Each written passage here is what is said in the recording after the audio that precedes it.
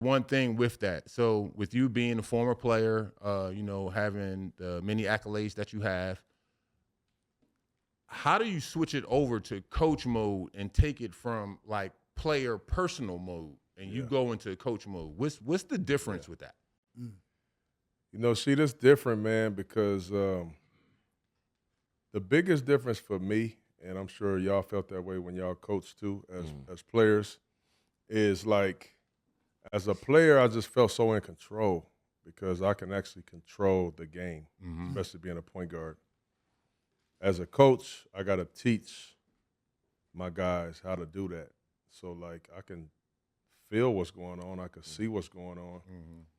And I can share it with them, but they might still not know how to do it, So that's probably the biggest struggle, the biggest difference, I guess, is I could actually control the game when I was playing.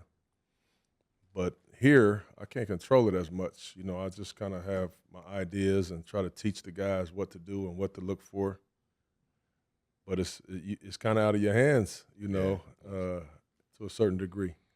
Yeah. What kind of struggle has that been, like relinquishing that control, knowing that you can't do it all the way you used to as a player? Well, it's different, but it hasn't been too much of a struggle because I know I can't play no more.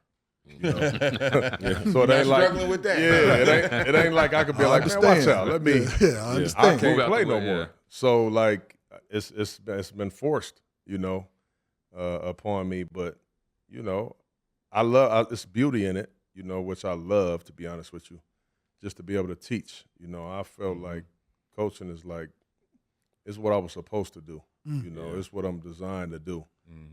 And I coach kind of like I played. I was like coaching when I was playing.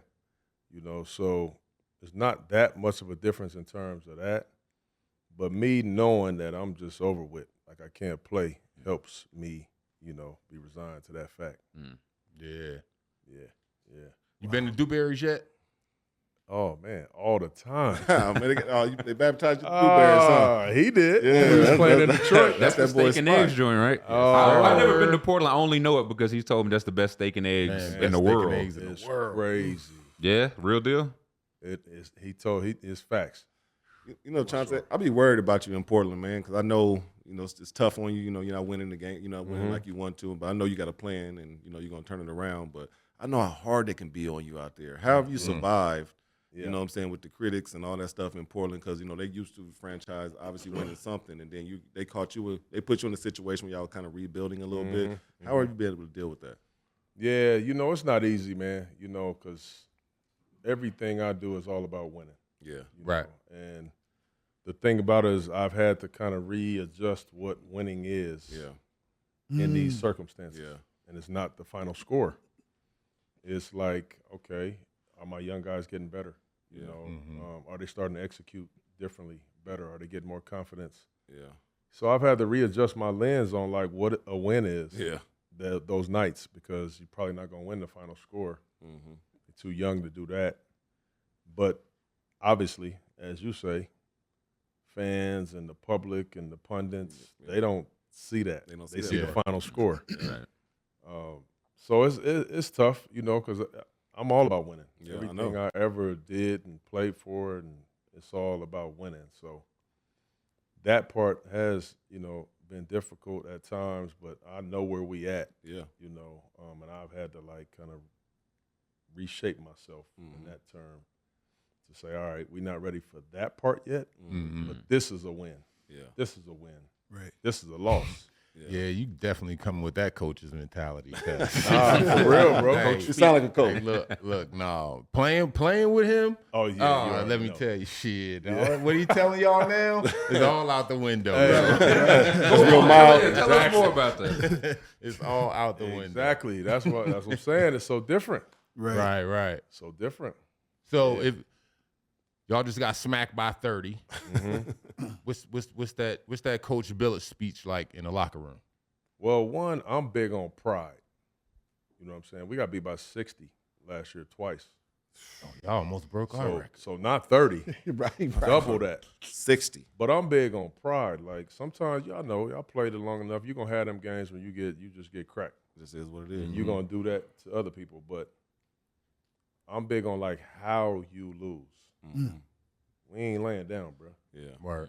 Or I'm gonna find somebody else. Like I don't believe in that. Yeah. So like I'm big on that, like how we did it. And if I see cats laying down, we're gonna talk about that. You already know. Yeah. I'm showing it, we talking about it, it's on. And so, you know, we're gonna lose them by 30s and shit sometimes just because teams are better than us, you know, or we just had a rough night. But I'm coming in and I keep it real. Like I'm an honest coach. Like I ain't That's what trying they to need. make us feel cool and nah, bro. Like we was weak That's not out gonna there. help us. Yeah. Right. We was weak. Yeah. Like what we doing? Right. So I tell the truth. I'm honest with my dudes. They respect that too. They need it actually. Yeah, that's what they need. Yeah, because You know, everybody they- ain't like that. Everybody kissed their ass all the way AAU and high school and college. Yeah, They ain't gonna keep hating on the AAU, but not Hey, you know, Chauncey, I was real happy for you when you got the job, but then I was just like, man, when you lose a franchise guys like Dame Lillard, Yeah. and you was like, I felt so sorry for you. How do you make that like when you lose somebody like Dame? Yeah. How did you move forward? How was that adjustment for you? Just like, okay, like, man, what's next? What are we gonna do? Yeah, it was tough. I mean, you know, when I took the job, you know, it was a veteran-laden team, Yeah. and I was hoping to like try to take them to the next level. Yeah. They had Dame and CJ and Nurkic and Covington and Norman Powell. Like we had a vet team. That team. And then shoot, about 3 or 4 months later, it changed. Yeah. You know, they changed GMs. We made some moves. We changed course. A year or so after that, we moved Dame. So, you know, I've had to kind of just be nimble with all of that stuff Yeah. and understand, like, I can't beat myself up when we lose because we're not set up to win. Yeah. yet. Word, And word. I'm not a Great miracle point. worker. Mm-hmm. You know? So, right. so I'll be having to like, you know, finesse that with myself, man. Yeah. So, Chauncey, I got a chance to see you guys this year. We're sitting courtside when you guys were playing in Detroit versus the Pistons, and we know Detroit went through a heavy period as well. So, two young teams, you know, kind of going at it. And what I noticed was, and I want you to speak to this or maybe get an answer from you on this, is you were incredibly active on the sidelines. Yeah. And like active, dapping your guys up, high-fiving them, encouraging them, something that you don't really see often from coaches at that level now. Is that something that you do regularly? Is that something because of the youth? Is that your style? Or could you speak to that a little bit? Because it was something that I hadn't really seen. No, it's my thing. It's just it's my thing. We got a young team, you know. We got a young team, and you know we always talk about talking and you know big man talking. I always use Sheed as an example of one of the best bigs ever that talk. Like as a point guard, if I'm guarding the ball, I can only see my man. Mm-hmm.